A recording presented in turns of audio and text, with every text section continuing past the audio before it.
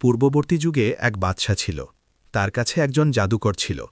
জাদুকর বুড়ো হয়ে গেলে বাদশাকে বলল, আমি বুড়ো হয়ে গেছি, আমার মৃত্যু ঘনিয়ে এসেছে, আমার ছেলেকে আমার জায়গায় নিয়োগ করো। কিন্তু বাদশা বলল, না, তোমার মতো জাদুকর আর কেউ হবে না। জাদুকর বলল, তাহলে একটা পাহাড়ের চূড়ায় আমাকে একটা ঘর বানিয়ে দাও, সেখানে আমি একটা ছেলেকে জাদু শেখাব। বাদশা তাই করল। জাদুকরের কাছে যাওয়ার পথে একজন আল্লাহর অলি, সত্যবাদী আল্লাহভক্ত লোক থাকত। ছেলেটি জাদু শিখতে যাওয়ার সময় সেই অলির কাছে যেত। অলি তাকে বলতেন, হে ছেলে, আল্লাহকে ভয় করো, তার কাছে দোয়া করো।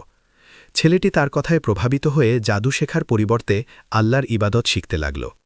একদিন ছেলেটি একটা অন্ধ লোককে সুস্থ করার জন্য বলল, আমি তোমাকে সুস্থ করে দিতে পারি, যদি তুমি আল্লাহ ও তার রাসূলের উপর ঈমান আনো। অন্ধলোক ঈমান এনে সুস্থ হয়ে গেল। বাদশা খবর পেয়ে ছেলেটিকে ধরে আনল। ছেলে বলল, আমি যা করেছি আল্লাহর হুকুমে করেছি, তুমি আমাকে মারতে পারবে না যতক্ষণ না আমি তোমাকে বলি কিভাবে আমাকে মারতে হবে। ছেলে বলল, একটা পাহাড়ের চূড়ায় আমাকে নিয়ে যাও, আমাকে ধনুক দিয়ে তীর মারো, আর বলো, বিসমিল্লাহি রাব্বিল ফাত্তাহ, আল্লাহর নামে, যিনি বিজয়ী, তাহলে আমি মরব না।